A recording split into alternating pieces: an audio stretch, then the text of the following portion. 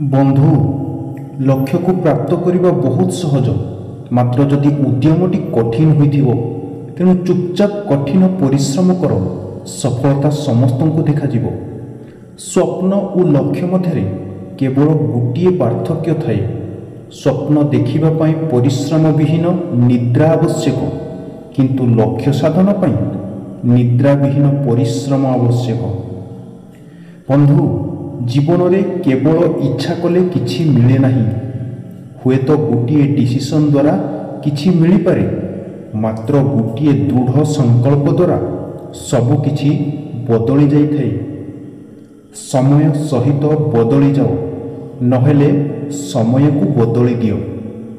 ଆଉ କେବେ ବି ପରିସ୍ଥିତିକୁ ମଜବୁରୀ ଭାବେ ନିଅ ନାହିଁ, ବରଂ ସବୁ ପରିସ୍ଥିତିରେ ଲଢ଼ିବା ଶିଖ। ଲୋକଙ୍କୁ ନିଜର ସ୍ୱପ୍ନ ବିଷୟରେ କେବେ ବି କୁହ ନାହିଁ, ବରଂ ନିଜ ସ୍ୱପ୍ନକୁ ସାକାର କରିକି ଦେଖାଅ। କାରଣ ଏଠି ଲୋକେ ଶୁଣିବା ଠାରୁ ଦେଖିବାକୁ ଅଧିକ ପସନ୍ଦ କରିଥାନ୍ତି।